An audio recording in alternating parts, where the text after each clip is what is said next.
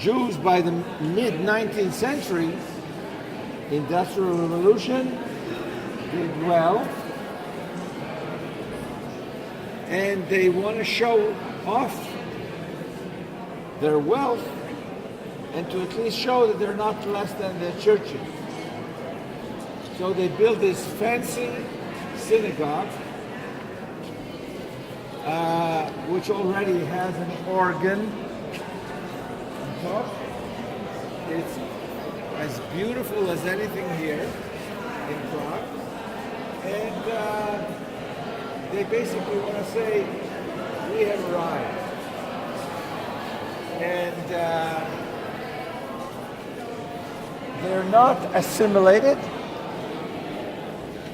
nor are they integrated, because in the 19th century, who are you going to assimilate into? The Czech society is just evolving. And this city is basically what? What kind of a city is this? It's a German city. Prague is a German city. The majority is not German, but the elite is German.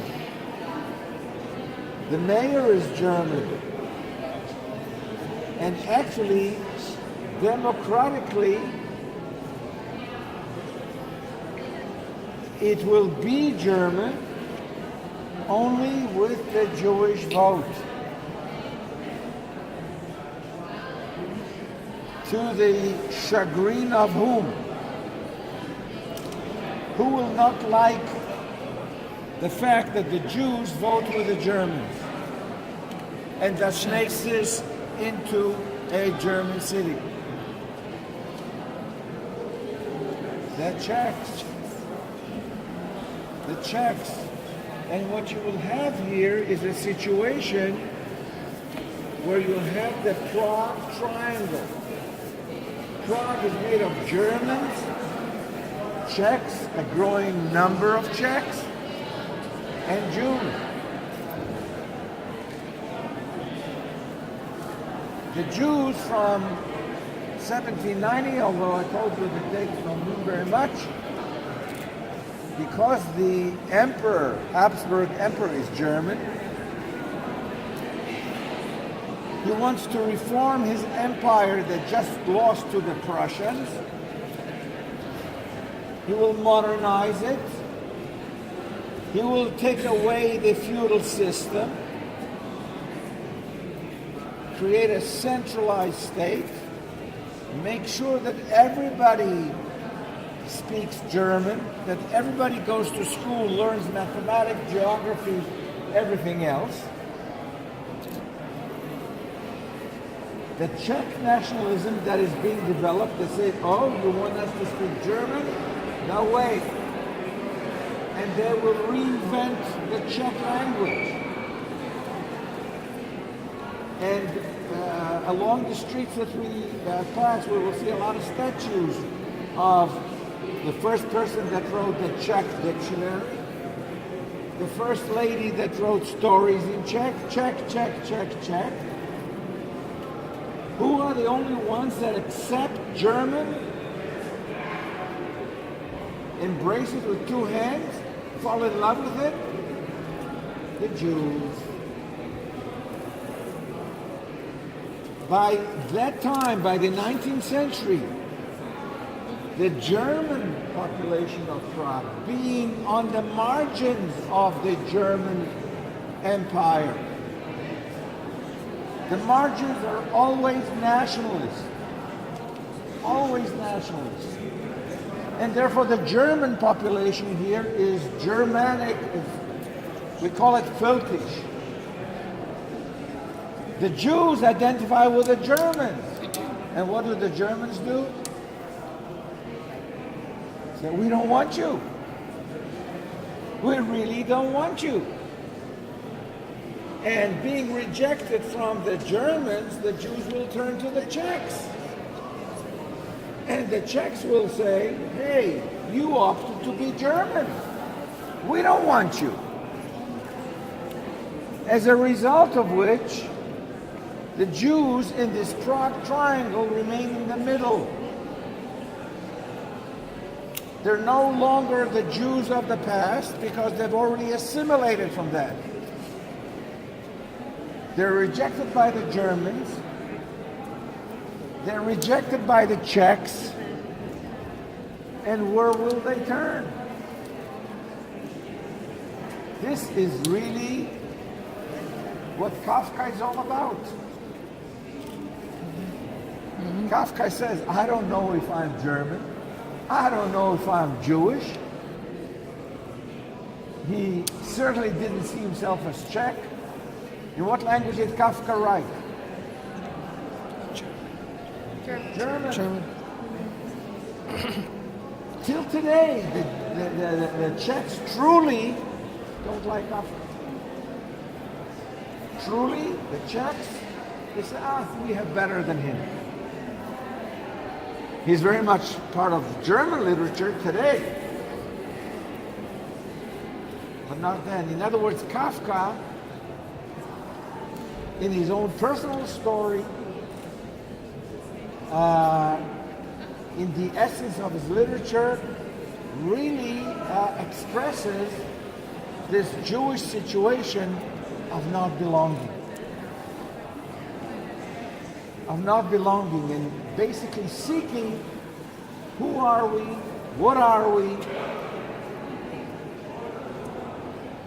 and nobody realizes this Prague at the end of the 19th century is one of the main centers of anti-Semitism. Everybody knows the Dreyfus affair. Nobody heard of the Hilsner affair. Around the same time, a Czech girl is found dead. They accused the Jewish shoemaker, who was put on trial and sent to prison. People took the trial, the protocol of the trial, and took it to a very famous philosopher and a legal philosopher by the name of Masaryk, who was a professor of law at the university. They showed him the trial. He went over the trial. He says, this is no trial. This is a sham trial. And they had a retrial. And again, they found the young man guilty, although they took off 10 years from his prison term. And again, they took this trial, the protocol, to Masaryk, who said this is no trial. Again, this is no trial. His students in the university boycotted him. Masaryk became very, very unpopular. I mean, and I'm telling you all this because this is how, the extent to anti-Semitism in Prague at the time. It was not until the First World War Masaryk had gone to America. And here he was supported by the Jewish community of Pittsburgh. And throughout the war in America, Masaryk was really helped by the American Jews who remembered his role. And you remember who were the main victors in the First World War? Who came victorious, although they did nothing? Czechoslovakia. Bohemia and Moravia were made into Czechoslovakia. Slovakia was, and Ruthenia. And Masaryk now, after coming back from America, he is very popular. He is the great hero. Masaryk lands in France. Czech radio follows every step. Masaryk from France, where he's known, everybody knows he's going to be the president. And he sends a constitution to the Czech parliament to be ratified. And there's a clause there that says, and we will embrace our Jewish brothers. There's a special clause that Masaryk puts about the Jews, which people here in Prague cross out. They cross out. And Masaryk says, insists, if you don't do that, I'm not coming. In 1919, with the new Czechoslovakia, the first thing that happens here in Prague, there's a big pogrom. It's not accepted easily. Nevertheless, Masaryk has his way. Masaryk embraces the Jews. And this period of Masaryk's rule is considered to be the golden age of Jews here in this area. Because this is when, as a kind of a joke, in Czechoslovakia, the only Czechoslovaks were Masaryk and the Jews. Because the Czechs continue to be Czechs, the Slovaks continue to identify as Slovaks. Ruthenians we don't know very much about. But this is the time when Czechoslovak Jews really began assimilating. Actually, they were assimilated before, and I want to say a word about that.